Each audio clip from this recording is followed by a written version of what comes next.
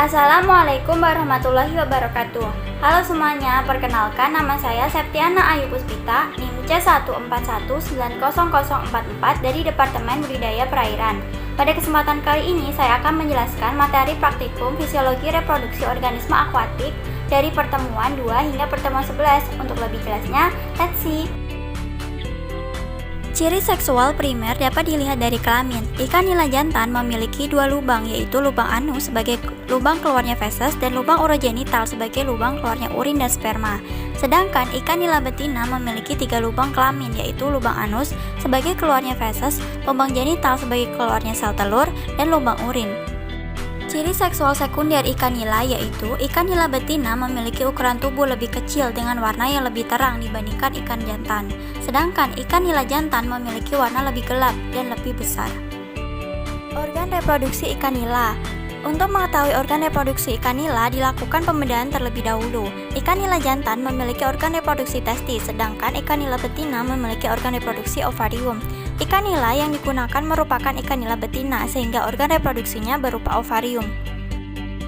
Perkembangan gonad ikan nila. Ikan nila memiliki tingkat kematangan gonad dari 1 sampai 5. Hasil pembedahan ikan nila betina didapatkan gonad ikan nila betina dan tingkat kematangan gonad 2 yang ditandai dengan gonad yang berwarna kemerahan, ovari yang mulai melebar dan menebal. Sebaran diameter telur dan fekunditas ikan. Sebaran diameter telur digunakan untuk menggambarkan pola distribusi diameter telur ikan. Semakin tinggi tingkat kematangan gonad ikan, maka diameter telur akan semakin besar. Sedangkan semakin besar diameter telur, maka fekunditasnya akan semakin kecil. Menurut SNI, diameter telur ikan nila lebih dari sama dengan 2,5 mm. Fekunditas ikan adalah jumlah telur yang dihasilkan oleh individu pada waktu pemijahan atau ketika ikan telah mencapai waktu kematangan gonad.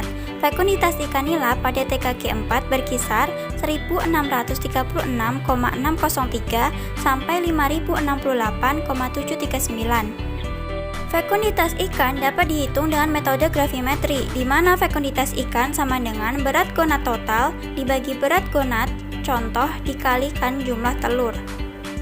Hepatosomatic Index atau HSI merupakan persentase perbandingan antara bobot hati dan bobot tubuh ikan yang menggambarkan proses metabolisme di hati. Gonadosomatic Index merupakan suatu proses perhitungan tingkat kematangan gonad melalui perbandingan antara bobot gonad dan bobot tubuh ikan.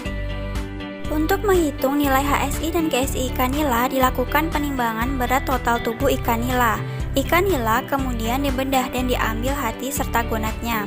Hati dan gonad ikan nila ditimbang, kemudian dilakukan perhitungan HSI dan GSI-nya. Nilai HSI dapat dihitung yaitu dengan HSI sama dengan bobot hati dibagi bobot total tubuh ikan dikalikan 100. Hasil perhitungan nilai HSI ikan nila dengan bobot hati 0,46 gram dan bobot tubuh 194 gram didapatkan nilai HSI sebesar 0,23%. Nilai GSI dapat dihitung dengan GSI sama dengan bobot gonad dibagi bobot total tubuh dikalikan 100. Hasil perhitungan nilai GSI ikan nila dan bobot gonad 0,86 gram dan bobot tubuh 194 gram didapatkan nilai GSI ikan nila sebesar 0,44%. Hal ini mengindikasikan ikan nila memiliki tipe pemijahan sepanjang tahun. Ikan yang memiliki GSI kurang dari 20% memiliki tipe pemijahan sepanjang tahun, sedangkan ikan yang memiliki GSI lebih dari 20% memiliki tipe pemijahan satu musim atau musiman. Bioassay merupakan analisis suatu zat untuk mengetahui toksisitas bahan pencemar terhadap organisme akuatik. Bioassay juga disebut ELISA, enzim linked immunosorbent assay, yang merupakan teknik biokimia yang digunakan di bidang imunologi untuk mendeteksi antibodi atau antigen pada suatu sampel. ELISA memiliki manfaat di bidang aquaculture, yaitu diantaranya yang pertama untuk deteksi residu obat, yaitu antibiotik nitrofuran. Yang kedua untuk deteksi penyakit, yaitu bakteri dan virus. Yang ketiga untuk deteksi hormon, yaitu estradiol dan testosteron. Metode ELISA untuk mendeteksi hormon estradiol dan testosteron dapat digunakan untuk mengetahui tingkat kematangan gonad pada ikan. Salah satu metode ELISA yang digunakan pada ikan nila yaitu digunakan untuk mendeteksi respon imun spesifik ikan nila yang divaksinasi terhadap Aeromonas hydrophila dan Streptococcus agalactiae. Dalam jurnal tersebut, konsentrasi antigen yang digunakan oleh antibodi dalam mendeteksi Aeromonas hydrophila dan Streptococcus agalactiae adalah 10 mikrogram per mililiter yang digunakan untuk mendeteksi antibodi spesifik. Hipofisa adalah suatu kelenjar yang terdapat pada hipotalamus yang terletak di bagian bawah otak.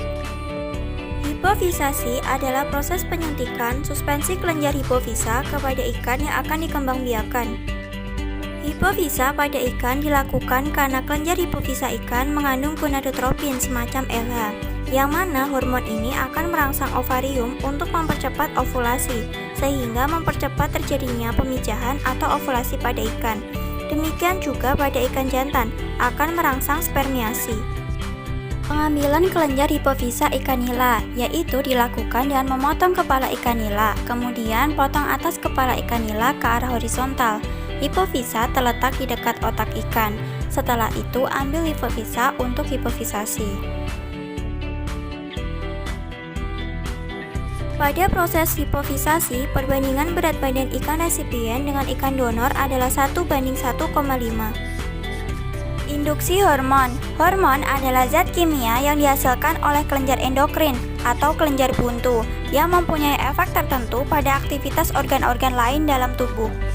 Penyuntikan hormon pada ikan dapat dilakukan dengan 4 cara, diantaranya: pertama, penyuntikan intravena, yaitu penyuntikan pada bagian pembuluh vena ikan. Kedua, penyuntikan intramuskular, yaitu penyuntikan pada jaringan otot, umumnya dilakukan di daerah dorsal atau punggung. Ketiga, penyuntikan intrakranial, yaitu penyuntikan ke rongga otak melalui tulang asipital. Keempat, penyuntikan intraperitorial, yaitu penyuntikan pada bagian rongga perut. Penyuntikan yang baik pada ikan nila yaitu penyuntikan intramuskular atau penyuntikan pada bagian punggung ikan. Ikan nila disuntik hormon dengan kemiringan 45 derajat. Suntik hormon ke dalam tubuh ikan. Setelah itu, usap bagian suntikan agar hormon cepat diserap tubuh ikan dan tidak keluar dari tubuh. Seks reversal merupakan teknologi untuk membalikkan arah perkembangan kelamin menjadi berlawanan untuk menghasilkan populasi yang berkelamin sama atau tunggal. Pada kali ini kita menggunakan seks reversal dengan metode perendaman. Adapun tahapannya yaitu menyiapkan wadah dan air.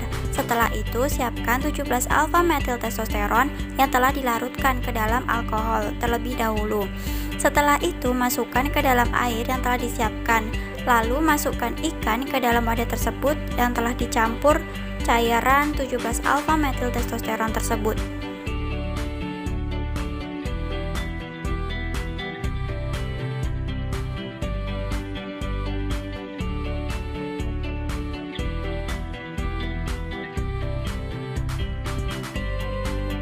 Pewarnaan asetokarmin. Pewarnaan ini dilakukan agar gonad mudah diamati di bawah mikroskop. Pewarnaan ini akan membuat gonad berwarna merah terang. Pewarnaan asetokarmin dilakukan dengan membedah ikan terlebih dahulu. Kemudian ambil gonad ikan dan letakkan dalam kaca perparat. Cacah gonad ikan sampai hancur. Setelah itu, tetesi gonad dengan larutan asetokarmin dan tutup dengan gelas penutup. Lalu selanjutnya, gonad dapat diamati di bawah mikroskop. Berikut adalah gonad ikan nila betina yang diberi pewarnaan asetokarmin dengan perbesaran 4x10.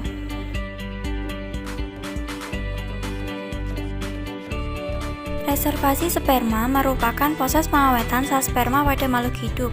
Masa pematangan kelamin jantan dan betina biasanya tidak terjadi dalam waktu yang bersamaan. Hal ini dapat diatasi dengan adanya preservasi atau pengawetan pada sperma. Dengan adanya preservasi sperma ini, sperma ikan jantan yang sudah matang gonad dapat disimpan dan digunakan ketika ikan betina telah matang gonad sel telurnya. Proses preservasi sperma menggunakan sperma ikan dengan kualitas dan kuantitas yang baik yang ditandai dengan motilitas sperma yang lebih dari 70%, lama geraknya lebih dari 2 menit, dan memiliki pH lebih dari 4. Proses keberhasilan preservasi sperma juga dipengaruhi beberapa hal lain, diantaranya bahan pengencer sperma, rasio pengenceran, bahan pelindung, laju pembekuan, dan laju pencairan kembali. Media pengencer atau extender berfungsi menginduksi motilitas awal dan meningkatkan fertilisasi sperma. Terdapat kriteria extender yang baik, yaitu bersifat isotonik, memiliki kapasitas buffer yang baik, mengandung nutrisi, bersifat antioksidan dan antibakterial. Prosedur kerja preservasi sperma, yaitu ikan jantan yang telah matang gonad dibilas menggunakan larutan fisiologis untuk mencegah aktivasi sperma. Kemudian ikan dilap kering menggunakan tisu. Ikan yang telah dilap kering kemudian di stripping. Sperma hasil stripping ditampung di dalam tabung Falcon. Sperma kemudian dipindahkan ke dalam mikrotub menggunakan jarum. Tub yang berisi sperma ditambahkan extender atau media pengencer. Aktivasi sperma. Aktivasi sperma dilakukan dengan mencampurkan sperma dengan air. Aktivasi ini dilakukan di bawah mikroskop untuk melihat pergerakan sperma. Berikut adalah pergerakan sperma yang telah diaktifasi.